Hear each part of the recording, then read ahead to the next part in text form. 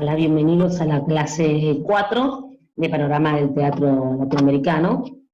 En la clase de hoy vamos a ver dos textos, un texto de corte teórico de Jorge Doty, sobre los tiempos que corren, un artículo breve, pero como es proveniente del campo de la filosofía política, acaso un poco complejo, y un texto dramático chileno de Marco Antonio de la Parra, King con Palas o El exilio de Tarzán.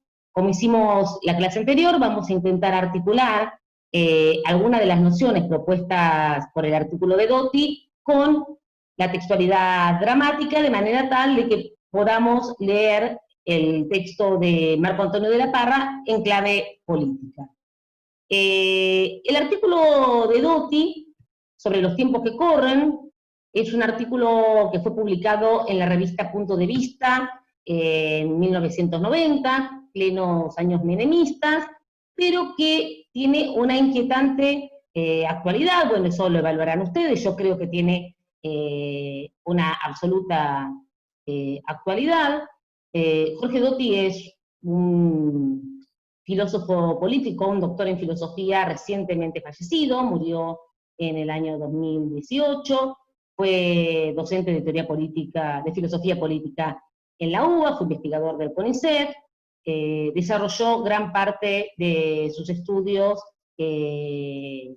centrándose en la obra de Carl Schmitt, con quien va a compartir su profundo antiliberalismo y el rol central que debería tener, según su idea, el Estado en la vida política. Dicho esto, arranquemos entonces con el texto de Doty. Vamos a organizar la clase como la clase anterior, una primera parte en donde voy a intentar desmenuzar o recorrer en detalle los postulados de Doty, y una segunda parte en donde vamos a comentar o centrarnos un poco en el texto dramático de Marco Antonio de la Parra. Entonces, vamos a empezar.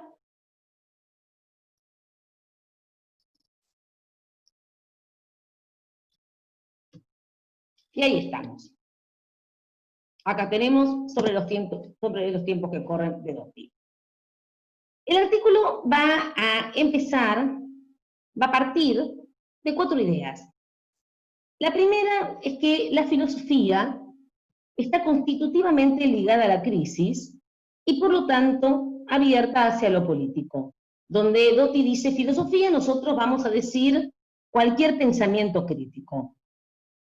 La segunda es que, dado que el liberalismo niega la crisis como categoría capaz de explicar racionalmente las conductas humanas, algo que de alguna manera ya habíamos visto en el texto de Jean Talmud, filosofía y liberalismo son incompatibles. La tercera consideración es que la posmodernidad es el cumplimiento del liberalismo, es decir, no su desvío, no su superación, ya que hace efectivo el proceso de secularización y deshistorización impulsado por la modernidad liberal. Es decir, si el liberalismo que surge de la mano del racionalismo moderno en el siglo XVIII comienza un proceso de secularización basado en el cuestionamiento al absolutismo monárquico y a la idea que lo fundamentaba, o sea, la de que el poder político tiene un origen divino, habrá que ver a qué proceso de secularización posmoderno se está refiriendo Doty, es decir, qué Dios se está abandonando a fines del siglo XX y qué otro Dios o qué otra entidad está ocupando su lugar. La última consideración es en realidad una pregunta. ¿Qué sería adoptar una actitud filosófica hoy en tiempos, y acá cito, del crepúsculo más mediático de los dioses? Acá aparece sugerida una idea que después vamos a ver gravita con fuerza en King con Palas sobre el exilio de Tarzán, y que de alguna manera responde parcialmente a la pregunta que nos hicimos recién respecto de qué entidad está ocupando el lugar de los dioses. La idea que se sugiere es que la injerencia de los medios en el campo social y político pudo haber precipitado o funcionado como tiro de gracia de la caída de los dioses, es decir, de esa instancia trascendente que rige o vigila la conducta humana. Entonces vamos a ir deteniéndonos en cada una de estas 4 consideraciones. Centrémonos en la primera. La idea de que la filosofía está ligada a la crisis y por lo tanto abierta a lo político. La filosofía está ligada a la crisis porque se distancia de lo inmediato para formular una crítica capaz de cuestionar los sentidos, hábitos discursivos, categorías básicas que gobiernan lo inmediato y que determinan el sentido común y de alguna manera fundan las opiniones generalizadas.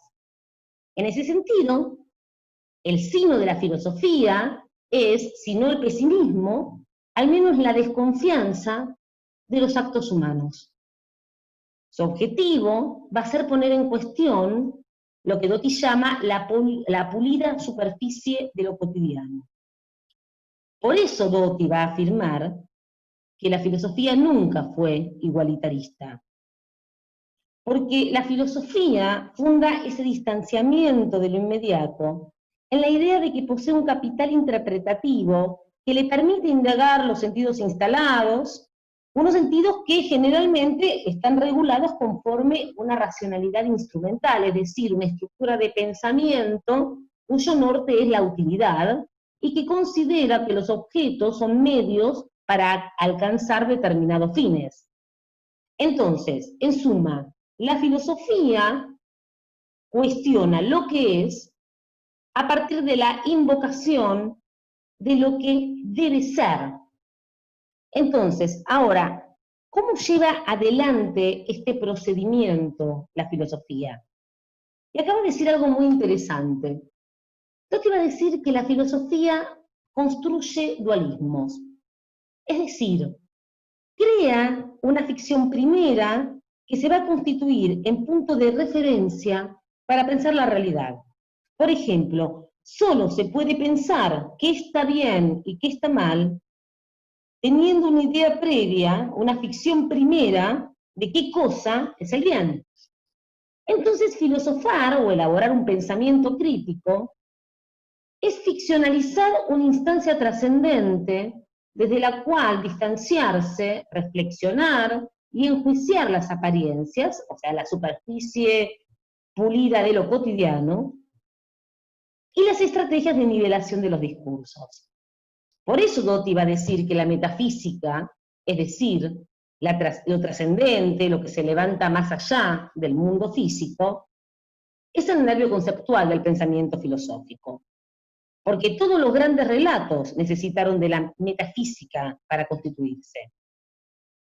Sin metafísica, la filosofía no hubiese podido pensar la tensión entre lo ideal y lo fáctico, lo que está bien y lo que está mal, lo justo e injusto. Y de nuevo, solo se puede juzgar algo como injusto y eventualmente actuar en consecuencia si se tiene una idea previa de justicia.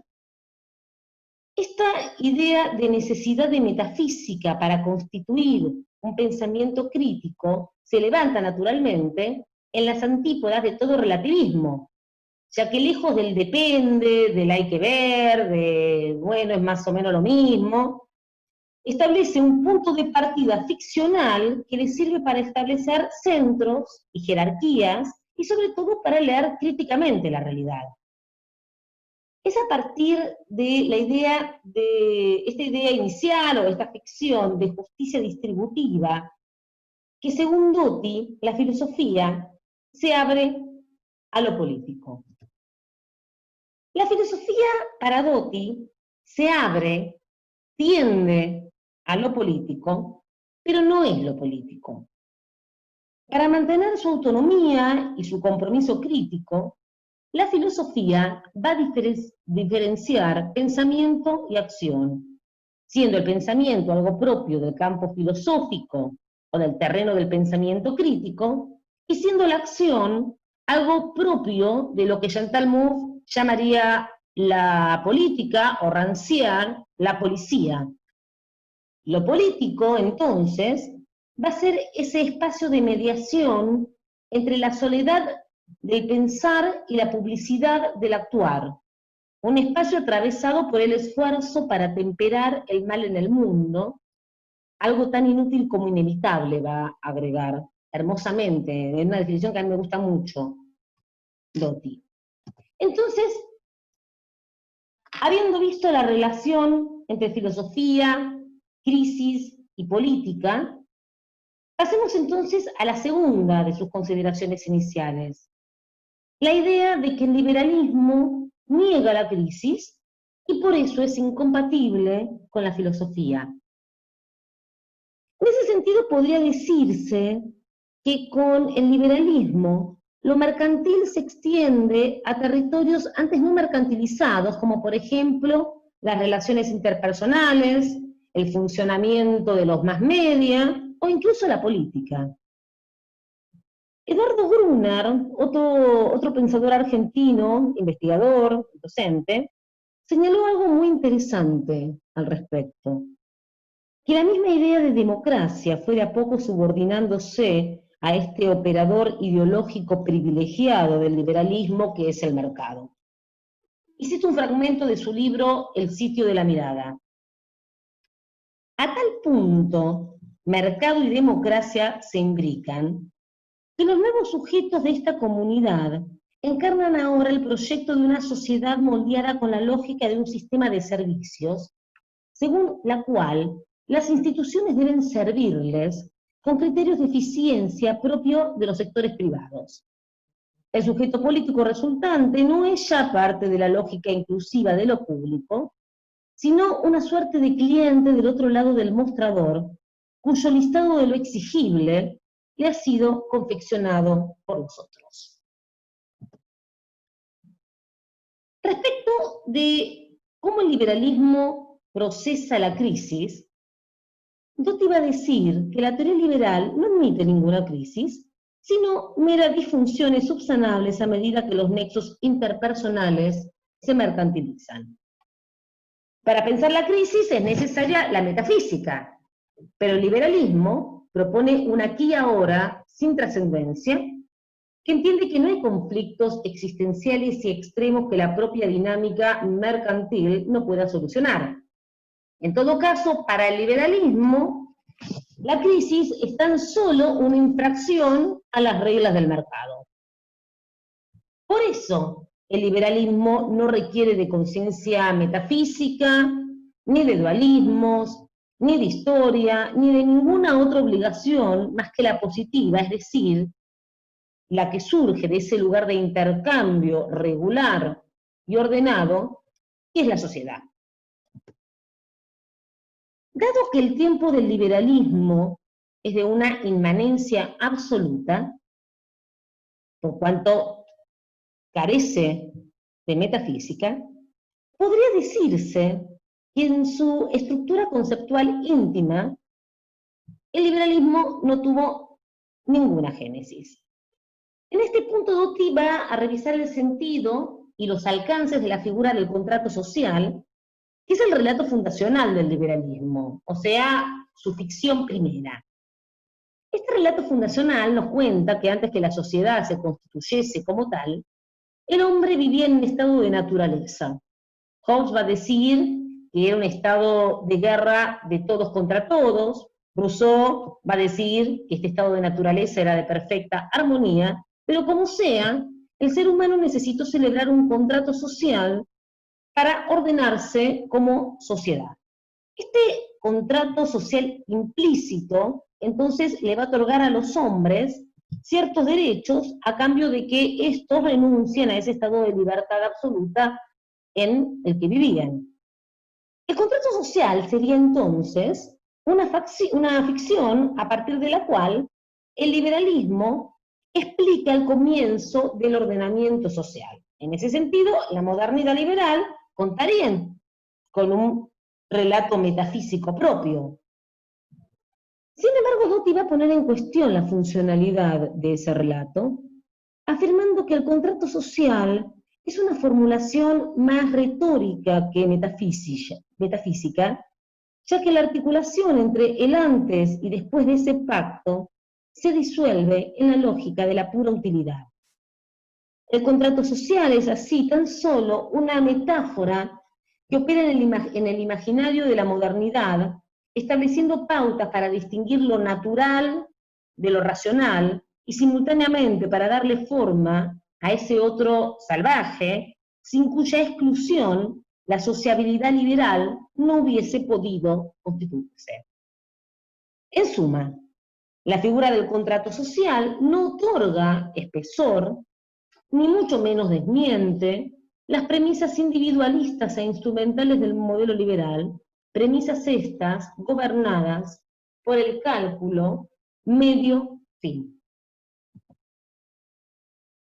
Si las premisas dominantes son entonces las que surgen del cálculo medio-fin, y si el relato fundacional del liberalismo fue subsumido por la lógica utilitaria, va de suyo que el tiempo del liberalismo es el de un presente ensanchado que no necesita de ninguna historia ni de ninguna metafísica para configurarse como una secuencia de momentos homogéneos.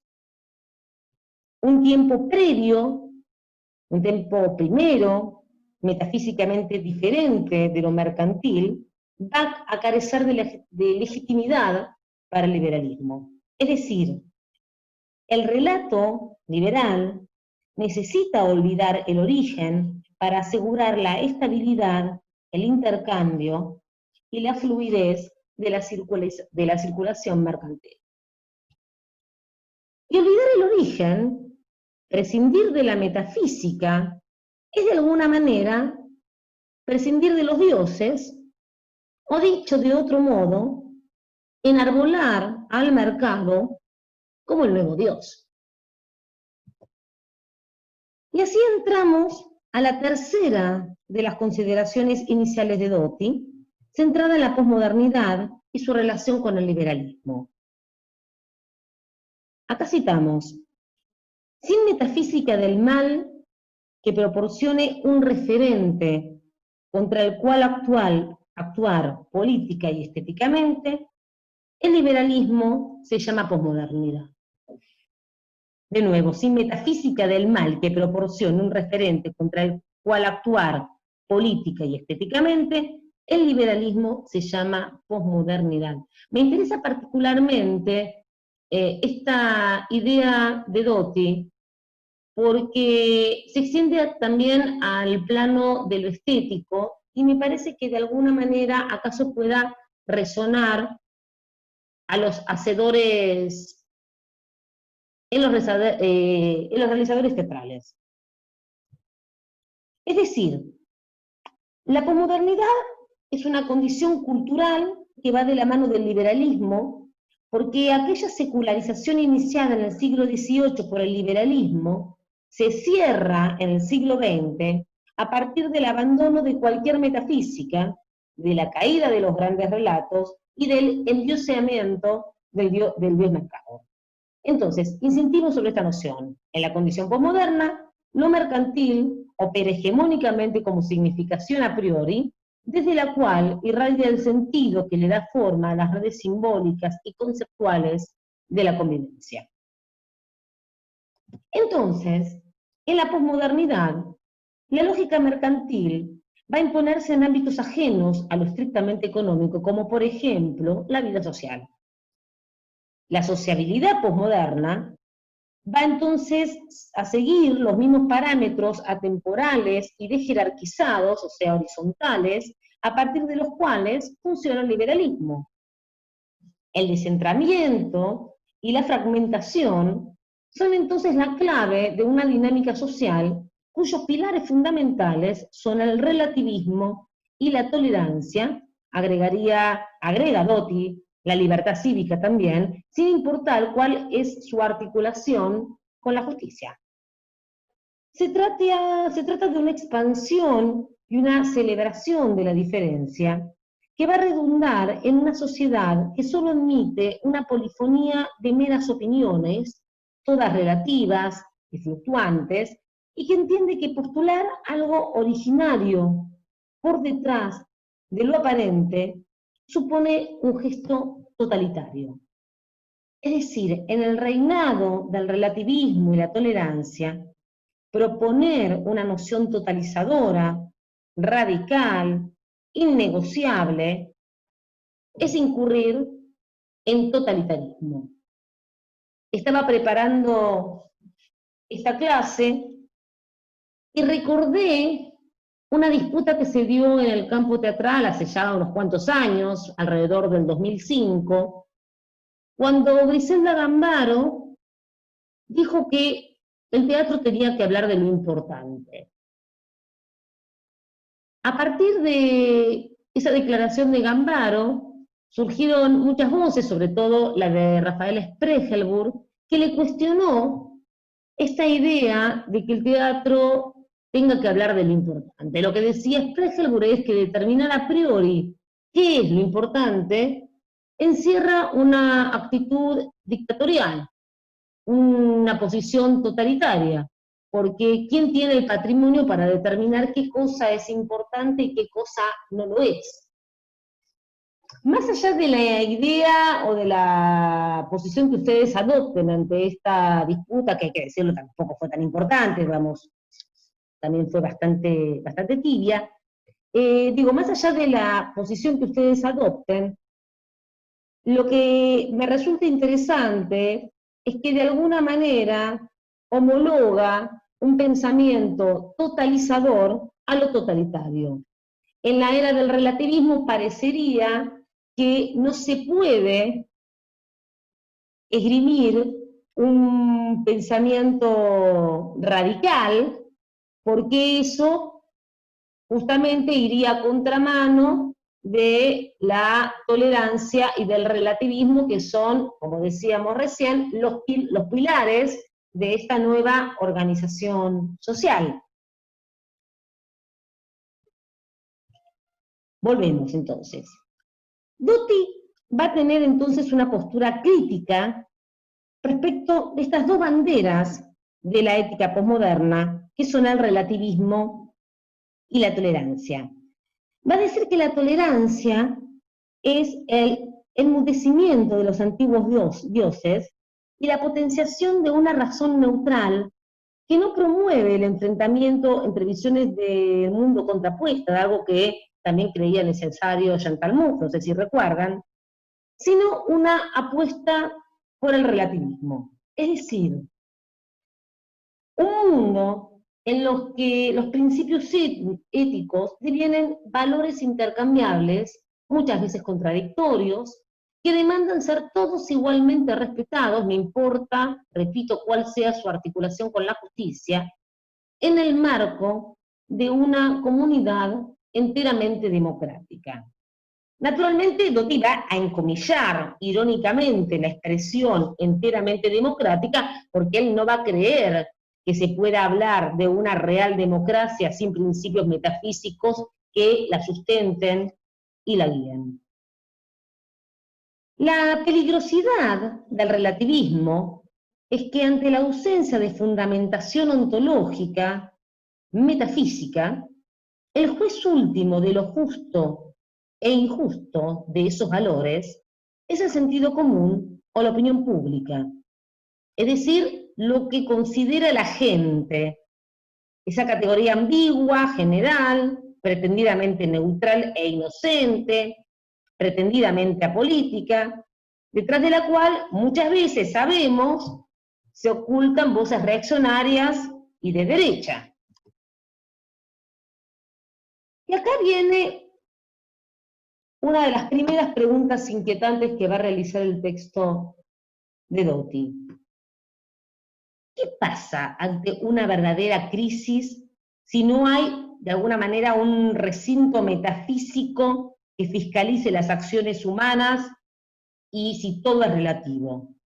¿Quién decide qué está bien o qué está mal cuando ante una situación extraordinaria hay que actuar apelando a una interpretación no relativista de la justicia o de la responsabilidad social. ¿Quién determina qué es tolerante o intolerante, o tolerable o intolerable? El que de facto detenta el poder, quien monopoliza la fuerza, sin que quepa problematizar su legitimidad. Estas preguntas que de alguna manera, a partir de lo que se viene afirmando, adelantan esta respuesta, se constituyen en el puntapié inicial de una serie de preguntas, de otras preguntas, en torno a la ética posmoderna, que esta vez, acaso para que sigan resonando en la conciencia de los lectores, Doty elige no contestar. ¿Hasta qué punto la deconstrucción posmoderna de la violencia, del dominio, destierra el dominio de la violencia? ¿Hasta qué punto el reinado de lo indiferenciado y disperso no conduce a la justificación de la violencia sobre aquellos que estarían fuera de las categorizaciones del sentido común? ¿Cómo evitar que al relativismo devenga impunidad? Y así llegamos a la última de las consideraciones, que no sé si recuerdan, era una pregunta. La pregunta acerca de cuál es el lugar de la filosofía en la era del endiosamiento del mercado. Si la posmodernidad es reivindicación de lo fragmentario, de jerarquización y negación del nudo esencial. Si la libertad individual se levanta como un valor irrenunciable, pero se vacía de un sentido colectivo al no estar atravesado por nociones metafísicas de justicia y responsabilidad moral ante los demás. Si entonces en el neocapitalismo la libertad es libertad de consumir y por lo tanto no es para todos. Si los más media despolitizan lo social contribuyendo a su modo con la pospolítica y creando subjetividades y buenas conciencias acordes y adaptables a los tiempos que corren, buenas conciencias que se indignan con lo que los medios determinan debe despertar indignación y se muestran indiferentes ante aquello que, al no ser procesado, no existe.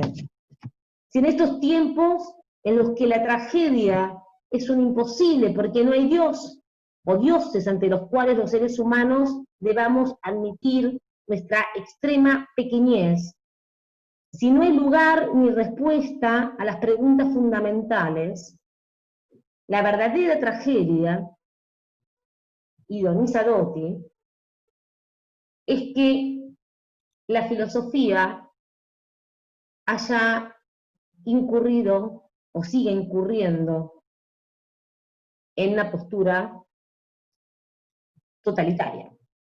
Esto naturalmente es una ironía. La verdadera tragedia no es justamente que la filosofía insista en postular absolutos, sino justamente que la filosofía se retraiga y deje de hacerlo, que la filosofía deje de hacerse preguntas fundamentales, de intentar responderse por qué el ser y no la nada. La verdadera tragedia, entonces, va a ser el relativismo, la tolerancia en el sentido de la desjerarquización de lo verdaderamente importante, de lo verdaderamente central, la ausencia de un centro y la era del endiosamiento de los mercados que va de la mano del liberalismo y su condición cultural, que es la posmodernidad. Entonces, vamos a volver. Estos serían los puntos centrales del texto de Doty. Voy a hacer un nuevo video en donde vamos a tratar de articular estas nociones con King con Palas o el exilio de Tarzán. Adiós.